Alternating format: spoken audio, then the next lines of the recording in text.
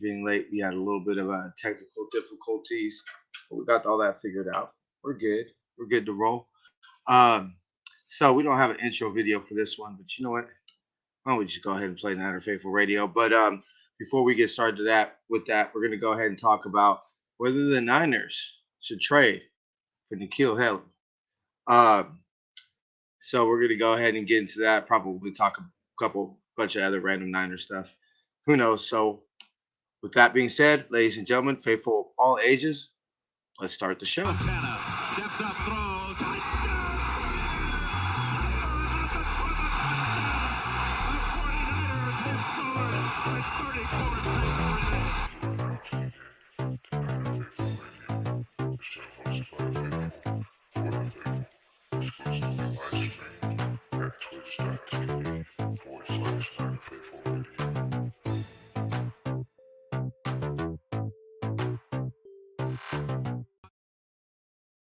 Okay, so Nikhil Harry apparently yesterday via his agent has officially requested a trade from the New England Patriots.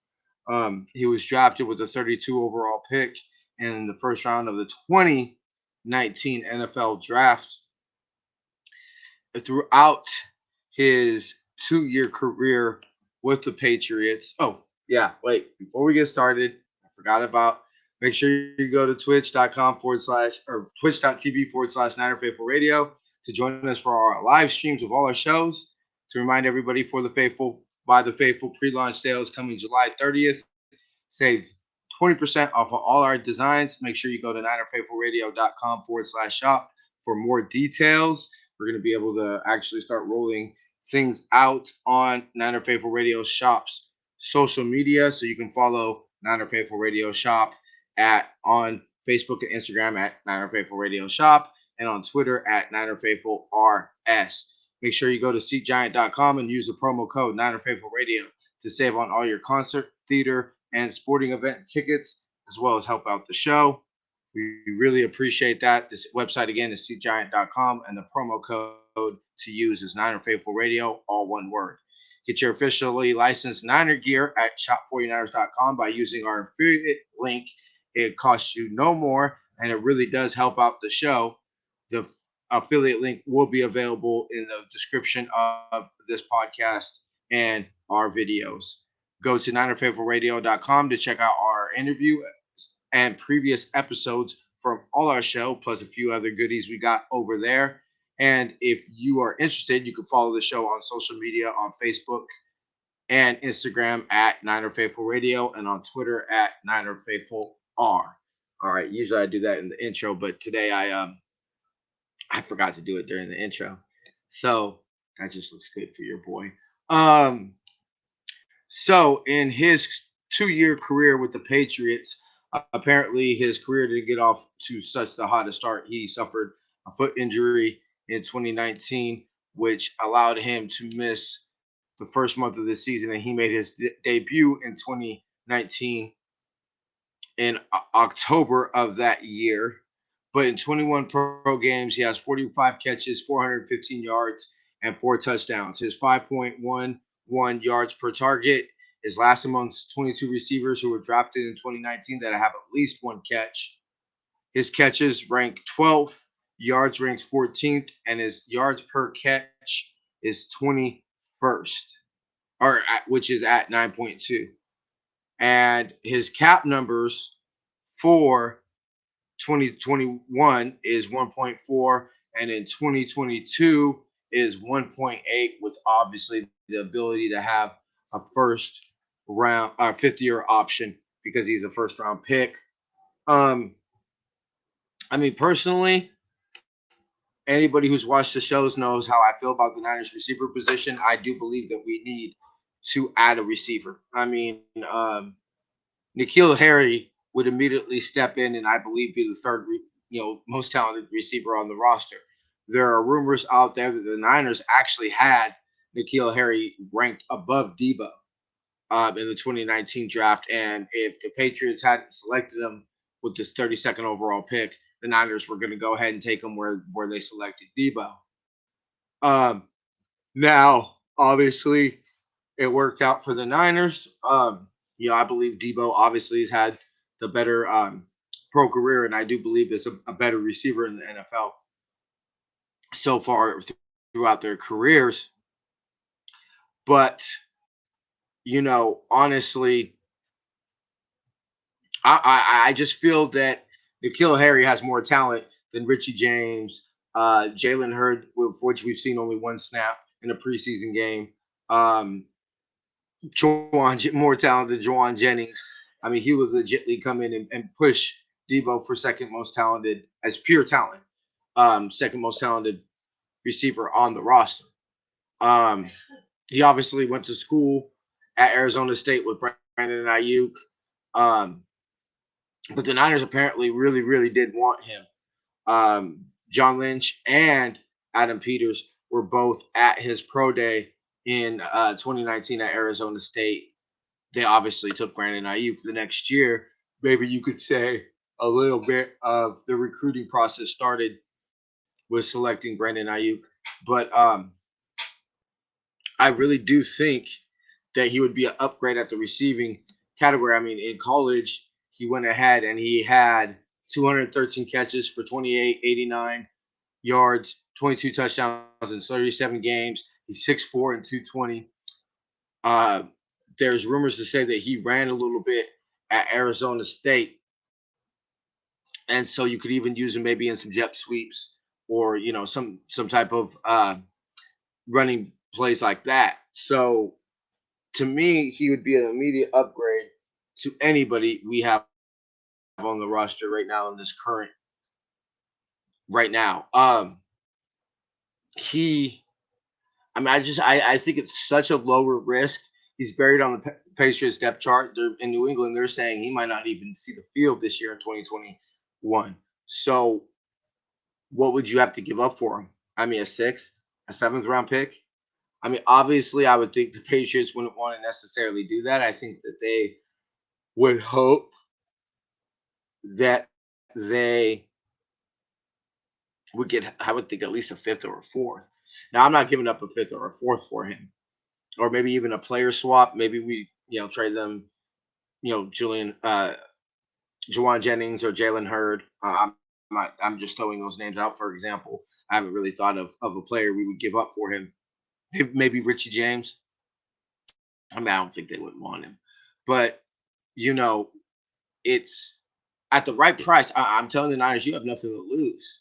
I mean, you want to give up a fifth round pick, you're spending a little over $3 million in the 2 years he has left of his contract if you don't pick up the fifth year option. I literally see how the Niners have nothing to lose. Oh, why not?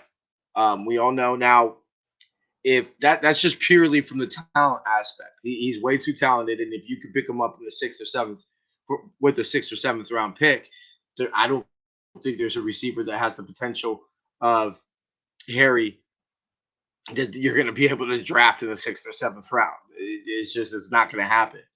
So I'm okay with spending that sixth or seventh round draft pick that, let's be real, honestly, probably wouldn't even make the 53-man roster, the final roster next year. So why not? I mean, even if you even want to give them two six rounders, now that might be a little too much, but if there's a lot of teams competing for him or whatever, then fine. There's not going to be 6 round picks for the next 2 years that I believe would make this roster.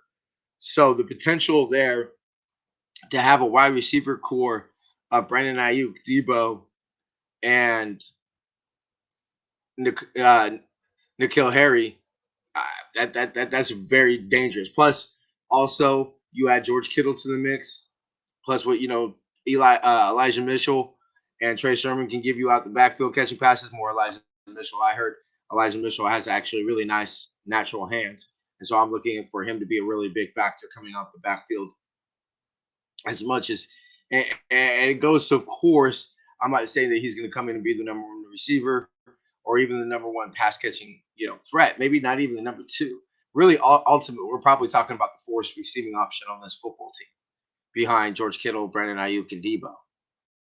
I think that's the perfect role for him. Your, I apologize, y'all. I don't know why I'm always so tired when I do the show, but he had you're talking about the fourth option on this team, which to me is the perfect role for him. You're not having the expectations of being a stud number one receiver. You're coming in with very low expectations and a very high ceiling. And that, change of scenery sometimes helps players. Now, obviously Kyle Shanahan does have a relationship with Bill Belichick. So I believe there will be a phone call, obviously, to inquire about it, but also to say, hey, what's this guy's issue? Is it a worth ethic issue? Is it just can't take coaching? Because from what I've been able to uncover in my research, it sounds like Cam Newton was on a podcast last year and had said that he got beaten up by the Patriot way or battered. I think that's what he said, battered by the Patriot way. And so, New England is legitly tough on their players and everything like that. But let's not act like Kyle Shanahan is, Mr. Cuddles and, Mr. Coddler when it comes to receivers. I mean, Kyle Shanahan has made it very known, and it is very well known beyond just what he has said that he's very extremely tough on his receivers. And so if you can't take hard coaching, then I don't believe the Niners is the right team for you because Kyle Shanahan's going to coach you hard. Now, obviously, he'll spend most time with Wes Welker, who I heard isn't neither necessarily a picnic either. And I would think that Wes Welker would have obviously have a lot of Patriot in him, you know, spending I believe, his whole career with the Patriots. So I'm not a Wes Welker, genius, but I believe he spent, majority of, if not all his career on the Patriots. So he's definitely, very entrenched in the Patriot way. And so, or at least very knowledgeable on it. So, who knows if it's going to be an issue where he can't take the coaching or he's going to get battered up by the Niner way, then no, I'm not interested. I'm not going to waste those draft picks. But if it's just simply bad situation, um, you know, too much expectations, needs to change the scenery. I mean, run it. Why not? Julio, obviously, we know there was a lot of talk about the Niners trading for Julio Jones. I believe this is a completely different scenario. A, he was going to be expensive. N'Keal Harry is still on his rookie contract, and B, it was going to take a lot more compensation to get Julio Jones. Yeah, well, N'Keal Harry. Now I could be wrong for that. Patriots could just straight up demand a first round pick, which I don't think they could not even be interested in trading him. And Bill Belichick could say, no, we're not trading him. Now I don't understand. It doesn't sound like he's going to re-sign with the Patriots.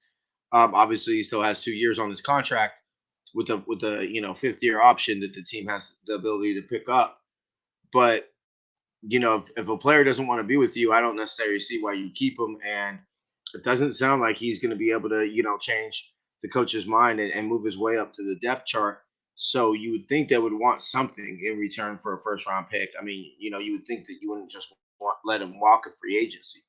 Now it might be higher than a sixth or a seventh or maybe even a fifth, just because he has the 2 years with the option of a third year left on his contract at a very reasonable cost. That obviously might bump up the draft value that a team's willing to spend. And like I said, I'm not going higher than a sixth, maybe a fifth if we're getting some picks back or something like that, or a player back or something along those lines. Like, we trade a fifth and we get a sixth and a seventh, or maybe even just a sixth and N'Keal Harry, then I'd be down for that. That seems more reasonable a price than just straight up a fifth for N'Keal Harry. No, I'm not doing that. When I believe I could sign him as a free agent after 2023. Um, During the commercial, I will try to research more to see if I can find what that fifth year option price would be, and that would be fully guaranteed. Um, but we're not going to take a commercial break probably for another like 15 minutes, so we should be good. Or you know what? Why don't we go ahead? Nah, I'm not going to do it now. I will look at it at a commercial break, but I just don't see the downside. Now obviously, if you hear that it is a straight that just he can't get it done in the NFL, that's fine. I obviously won't, but I'll put it to you this way: I know the fact that the Niners are going to do their due diligence. They seem to do their due diligence on everything. So I fully expect the team to do that. They're going to make a call. I would think that it's the same reason when I said after the same reason I said after when it was rumored that we were calling about Aaron Rodgers. I said, look, John Lynch isn't doing his job. If the MVP of the freaking league is available and you don't make a phone call to say, hey, is this true? What are y'all looking for? Then you're not doing your job to improve this football team day after day. It's kind of like I said on Niner Faithful Radio with Jason yesterday is that, I mean, what do you expect John Lynch to do? Oh yeah, it's my job to improve this football team. And I just, oh, excuse me, been sitting there laying on my ass, sitting on my ass now. He's gonna make this phone call to see. It might not be John Lynch. It might be Parag. It might be Adam Peters. Maybe somebody lower in the front office that's making this call, and then it'll be John Lynch when they say, "Hey, he is available. You want me to patch him through, so y'all can start negotiations." Then I believe probably Parag or John Lynch will get on the phone to start the negotiations with the Patriots. But I know a lot of people. There are even going to be rumors of, hey, give him Jimmy. We're not saying Jimmy Garoppolo straight up for N'Keal Harry. I'm sorry, that's not happening. Although I'm curious that if a deal could be made for Gilmore and N'Keal Harry, now that might be getting pretty interesting. Now, obviously, that would be a pretty expensive trade, and we don't have any first round picks to trade next year or the year after. So it would obviously have to be multiple picks and probably a player. But that'd be definitely even more intriguing if the Patriots are saying, "Hey, well, we want a fifth." Okay, cool. Well, what if we made it two twos, or a two and a three? A two this year, a three next year, and you throw in, or a two and a fifth, and you throw in Gilmore. I'm just throwing those. Obviously they're probably getting a first round pick for Gilmore, but I'm just throwing those scenarios out against the wall. I haven't had the ability to sit down and really think about it, but yeah, that would be something I'd be interested in as well. Um, you know, it's and plus also, let's talk about somewhat of the elephant in the room. With Debo entering, this is his third season, and he'll be eligible for a contract extension after this season. I don't think the Niners are. Debo's not guaranteed to get a second contract with the Niners, and there's a lot of people who straight up think that he won't. He just simply won't get a contract, a second contract from the Niners. Okay, so that means cool. So what are we gonna do about that? We just gonna let Debo Samuel walk, or will we use him as trade bait to get Gilmore and N'Keal Harry and say, hey, eventually we'll see if Debo can step up and take N'Keal Harry's, or I'm sorry, Debo step up. N'Keal Harry can step up and take Debo's position as receiver, two slash number one, whatever he ends up being. Now that might be a little too much to expect from him.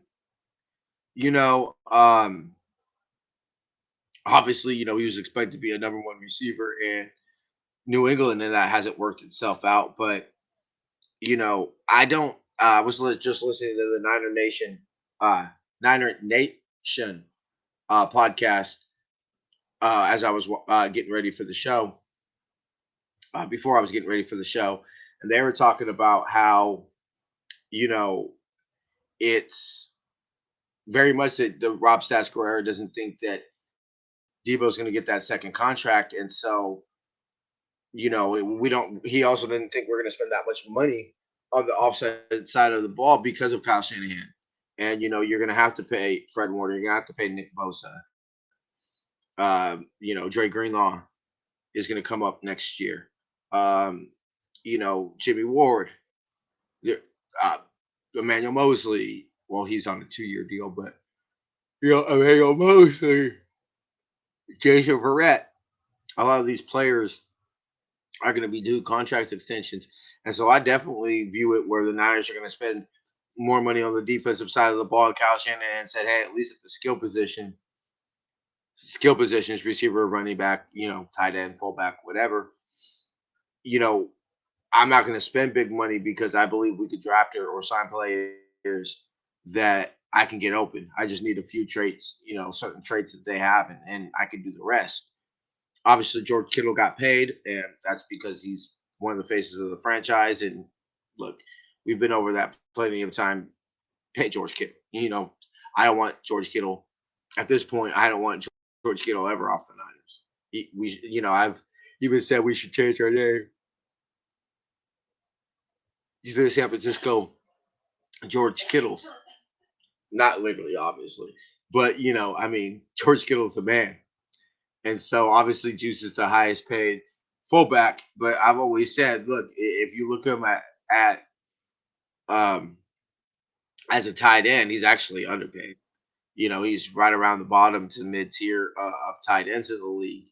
And with Juice's production of what he does in the running game and everything like that, I'm fine with paying him as a top fullback slash, mid to bottom tier tight end because he's definitely way more valuable than a bottom tier player. So fine, you want to say that he's the highest paid fullback, cool. If you want to say like he's a mid level to low level as far as salary is concerned, tight end, yeah, I think that's even better. So this is another way if you don't want to, pay Debo or invest heavily in the wide receiver core. Well, we got a receiver that's on a 2-year deal, essentially that you can have on a rookie contract for cheap. That if you want to use Debo in a trade or whatnot, that you have somebody that I'm not saying he's going to come in and be our number 2 receiver, but at least somebody with some talent that can get some balls. I mean, even though his catch percentage is only 55%, but he can definitely he's going to be productive. Kyle Shanahan, I believe, will get more production out of it. I've never really been that high on the Patriots offense personally. Um, so let me know in the comments what you think. Would you trade for N'Keal Harry or not? I think it honestly, even though obviously the value and the production is not the same, I think it's a better trade than it would be for Julio Jones. I believe you have the potential to get him for a younger receiver. Obviously not Julio Jones, but a younger receiver that has more upside as far as not upside's the wrong word to use, but has a more of a career in front of him. And so, to me, that would make more sense than Julio Jones if you're speaking on a value aspect. If you're speaking strictly talent, I mean, come on, it's freaking Julio Jones. Like, there's not a receiver that you could trade that I think would bring you the same type of production that's available that I think would be the same type of production as Julio Jones. So, look, I don't even think the Falcons wanted to get rid of Julio Jones. It was just salary cap implications, as always, happens to many, many teams out there. All right, we're gonna go ahead and we're gonna. Oh no, I got 6 more minutes. So we're gonna wait 6 more minutes and then we'll go ahead and take a short break. But 3 minute break to be exact. So let me see. We're trying to get this man who wrote an article on the show. Doesn't look like anybody hit me up on my phone. I'm trying to get him to come on the show to see if he wants to discuss the article he written because it was a very intriguing article and it was pretty much right about what I expect. Really, pretty much what we're using a lot of this article based on, or a lot of this podcast based off of this article. It was very intriguing and kind of, I don't want to say persuaded me because I probably would have said, yeah, trade for him, regardless. But definitely had made a valid argument, in my opinion. Brad Graham from the sfniners.com. I went ahead and messaged him on Twitter, so hopefully he can go ahead and get back to me and we can get him on to discuss some things. You know what? I was going to do this, but let me go ahead and pull up my Twitter and see if which you can obviously follow the show on at Niner Faithful Radio or Niner Faithful R. Whoops, not Twitch. Oh man, this is horrible. TWITTR.com. Have I logged in? Let me see, because I might not even be able to do it if I haven't logged on to this before. Nope, because it's gonna make me send a code and all that. All right, so if we get him, we'll go ahead and bring him on. If not, I'll go ahead and check during the commercial break while I also look for the 5th-year option of N'Keal Harry. But I think and if it's sports, let me see what the salary implications would be. N'Keal Harry, football player, 5th-year option.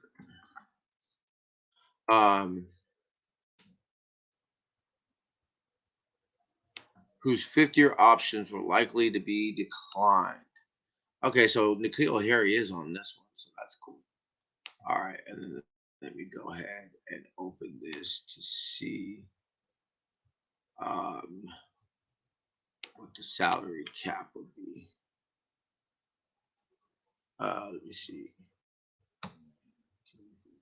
For contract. Okay, there we go.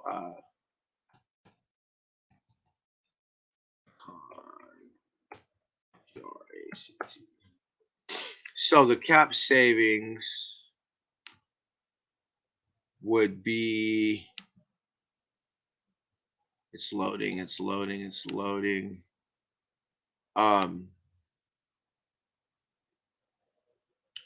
Here we go. Current contract. Doesn't have his 5th-year option leased. Okay, so if we were to cut him at the end of this year, June 1st trade, obviously couldn't be that, so it would be post June 1st. The Patriots would take on $1.34 million in dead cap, and then 22 they would take $1.34163 million in the 22 dead cap, but they would have an overall cap savings of 1.43 or 1.413332. And then if we were to cut him, obviously it's difficult to say that post first run, we would, if we could cut him after training camp this year, let's see, it'd be $3,400,028.32. If in 2021 dead cap, it'd be 1.34163 in dead cap in 2022, and it would be no cap savings after this year. And then if we were to cut him next year, pre-June 1st release would be $2,015,000 in dead cap, but we would save almost $1.2 million in cap savings. If we were to release him post June 1st, it would be the same amount. And then, it would basically be the same amount via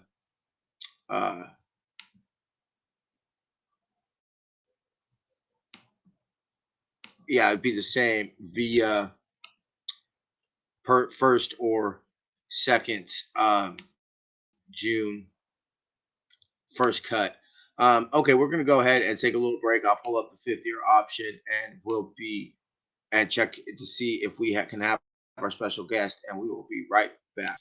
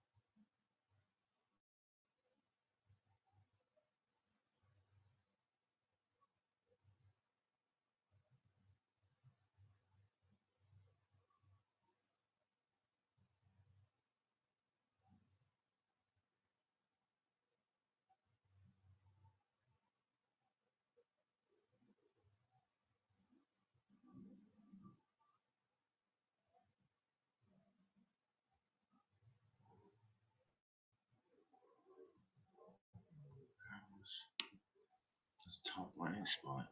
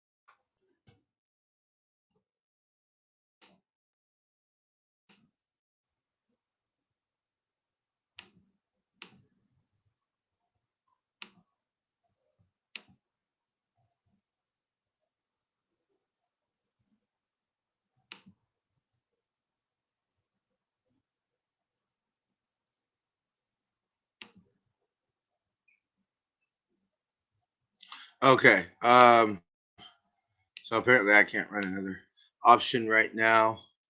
Let me see. Um, okay. I'm trying to currently.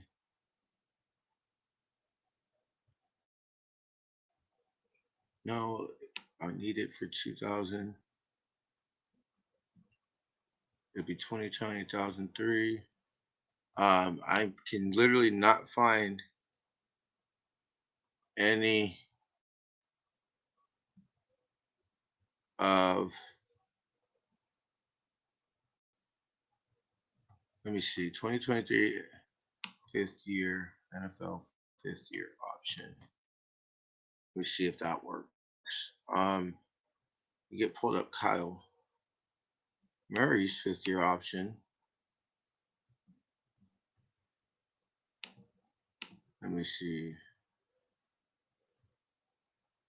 2022. I guess it wouldn't come out until next year, probably. All right. So it looks like we're not gonna be able to find what his fifth year option would be. Probably not gonna come up anyway. But the point of it would be that the Niners would have the option of being able to pick it up if they wanted to be, and obviously would be, that could be the jumping off point on a new negotiation. Or honestly, he probably would be off the team. So I don't even think we would pick up his fifth year option just simply because I believe we would either sign him to a new contract or that we would cut him. He wouldn't be on the team by the time he picked up his fifth year option, or we would be okay with letting him walk in free agency. Um, Now, the Niners have not been a team listed as somewhere he's rumored to be going. I think that changes. And that actually makes me feel more confident that we're going to get him because it seems like all the trades that were most rumored to be, in, we never seem to get them. But the one that's quiet, that you never hear about are the ones that we get. Like nobody heard that we were trading up, trying to trade up, especially in number three. Nobody heard that. Nobody heard that we were shopping to Forrest Buckner. I don't remember hearing anything about us being rumored to have a trade with for D Ford. Um, so a lot of the less you hear rumbling seems to be more likely that the Niners are in it. Now we were in on Khalil Mack, and we were rumored to, there were rumors that we were interested in Khalil Mack, and we were interested in Odell Beckham. And there are obviously reports of us being interested in Odell Beckham. I wonder, um, kind of curious on if we ended up trading Defoe anyway, if it would have been way worth it just to trade him then and get OBJ since we ended up trading him. But we'll never know. That's ancient history. Neither player is on the team, obviously. Um, so overall, I literally the only way I would trade for Nikhil Harry is if it was something crazy like he's not trying at practice and he shows up late and all that type of stuff, or there's some injury concern, which I heard that he was relatively healthy in 2020, and so that's or the asking price is too high, which I don't think the asking price will be too high. Um, I say go for it. Now, do we make it? I say we do. I think that this will be one that we ultimately. I mean, I wouldn't put money on it. I'd put the odds at maybe 51-49. I wouldn't give us, say yeah, it's definitely going to happen. But I mean, I could see it because if you were interested in the player coming out of the draft, unless there's some type of red flags that have happened, and I haven't heard about anything as far as off the field that would concern. And I'm not tapped into New England, so I don't know how he practices or anything like that. Um, and unless you're hearing something like that, I honestly don't know why we wouldn't still be interested in him. unless you know there's something. If we don't do it, then there has to be something either with Richie James or Jalen Hurd. That's as simple as what I see it. Because then why wouldn't you be trying to add to the receiving core? You didn't draft a receiver, which fine you could say maybe we had more needs other places, but you didn't draft a receiver. You didn't trade for Julio Jones, which okay, fine, that makes sense. I can understand. I'm not gonna say yeah, I fully understand where Kyle Shanahan is coming from, and I accept his explanation and say, okay, fine, I'm cool with that. But so I'm unless you don't think that a third receiver is that important, you know, then if you're saying, hey, look, realistically, our third receiver is our fourth receiving option, you're only going to have five eligibles. So that means he's the, second to last eligible, quote unquote, eligible on a field. And I do think that we're going to run the ball significantly. So how many times are we going to have three receivers on the field? You know, if Kyle Shanahan comes out and says that, or as the year goes on, we start to see that and say, okay, yeah, the Niners are rarely in a three receiver set. We're mostly in two receiver sets, 12 personnel, two tight ends, one. I believe 12 personnel is one tight end, two backs, and then 21 personnel is two tight ends and one back. I always get those two confused, but we come up in 12 or 21 personnel. Then okay, I can understand why you said, hey, we're only going to stick to two receiver sets, especially when, let's be realistic, George Kittle is pretty much a I don't want to say like a wide receiver, but I mean wide receiver ish that plays tight end. But we treat him like a wide receiver as far as catches and stuff like that. I mean, we target him like a wide receiver. So okay, I mean that's a little concerning because you're planning on Debo, who has not been able to prove that he can stay healthy, and Brandon Ayuk, who missed 4 games, but mind you, some of those were COVID related and not his fault. But he did miss week 1 with a hamstring injury, and so I'm not saying that he's injury prone, but you're relying on two receivers that throughout their careers have not been able to prove they maintain healthy, and you're asking a lot, especially one of them being a rookie, second year player. I mean, we love Brandon Ayuk. I think he's going to have a monster year. I think he's going to have a monster career for the Niners. He might be the best drafted Niner receiver since I would say T.O. Now that's not saying much, obviously, since we know. I mean, what? Who would be after T.O.? Who would be the next now? Maybe J.J. Stokes, Michael Crabtree. What I think be the only receivers that would be, greatest receiver drafted by the Niners since T.O. It's not the world's greatest list. So fine, but I honestly do believe Brandon Ayuk has the ability to be the first drafted Niner receiver since T.O. So awesome, but you're relying a lot on a second year player that had an amazing rookie year, but Debo didn't have a half bad rookie year either, and he disappointed his second year. Now that mostly what you could say was due to injuries, but I'm not. I don't want to sign anything in pen. So to me, it has to be Jalen Hurd or Richie James if we're not somehow adding another receiver. And the asking price is not too high, or there's red flags that you're concerned about as far as work ethic or whatever. So my question then would be, okay, so Richie James been around since 2017, or was it 2018? Maybe it was 2018. Um, Richie James has been around for a while. So why are we only now seeing it? Where was Richie James being our third best receiver, or maybe fourth, because obviously KB was our third.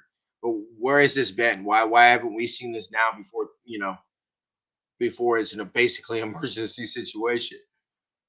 And I don't believe it's Jalen Hurts just simply because he hasn't been on the practice field.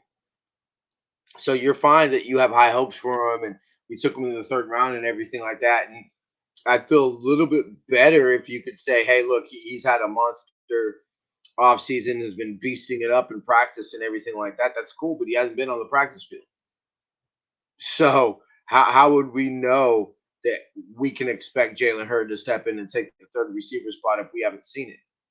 I mean, I don't want to rely on wishes and dreams for our third receiving spot. I'm not saying necessarily it's the most important position, spot on the football team, but I'd prefer not to, depend on hopes and dreams going into the season for our third receiver.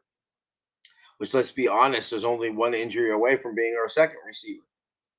So, I mean, we saw River Craycraft start a game for not multiple games last year for the Niners. Oh no, not multiple. Sorry, but we saw River Craycraft start a game for the Niners, and we cannot have that happen again this year. Um, that is I don't want to say concern. That's the wrong word, but that's just we can't have that happen. That can't happen. That can't be happening. Um, so we're gonna go ahead and run one commercial break. Oh no, we'll wait a couple more minutes, but um, well after that we'll run one more commercial break and then we'll get up out of here. Um, but overall, I'm all for it. I've said that multiple times on this show, probably enough that's getting me, boring. And you can definitely tell that I'm trying to stall for time and trying to get this to an hour. But uh, matter of fact, let me go ahead and start switching stuff up. But yeah, you're definitely for it because yeah, I was disappointed we didn't take. Um, I was definitely disappointed that we didn't take. No, we're not doing that. A receiver in the draft. Okay, so we're gonna see if we can find any Niners. And there are a lot. Oh, okay. Oh, sweet. Somebody playing Madden 21. So we will write that channel. We're nice and ready. But yeah, I say go for it. I do not want to depend on Richie James, nice fourth receiver. Ideally, I think that's the spot for Richie James. Um, comes in for a few gadget plays every now and then. And let's be real. We are now at 49 minutes. Let's be real. We all a lot of times we really want to see Richie James, and the biggest time we want to see Richie James on the field is in the most beautiful formation in all of football. That is a victory formation, and the only thing he'll be doing is doing backflips. And if we see that's the only time we see Richie James on the field this year is in that beautiful formation doing backflips, then I'm perfectly okay with that. I'm not saying that Richie James can't come out and ball out and everything like that. I think we've seen. I don't think he'll have 181 yards or whatever it was against the Whackers. I believe it was 181 last year. No, I just don't think he can consistently do that. But I think Richie James can play, but I want to bring in N'Keal Harry. I just do because to me, you're not, and I've said this before. Sorry if I'm repeating myself, but you cannot get a receiver that has that amount of potential and talent in the sixth, seventh round. Unless you're just it's like a Tom Brady once in a lifetime type of situation that happens. But we're gonna go ahead and run another commercial break, and then we'll go ahead and we'll get up out of here.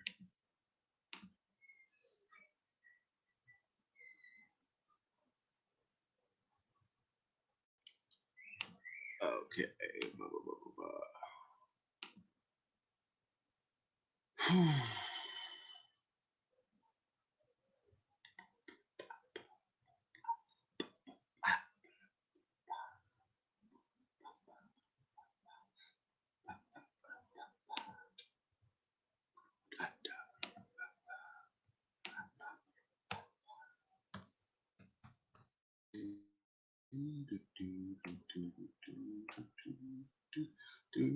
Uh-oh.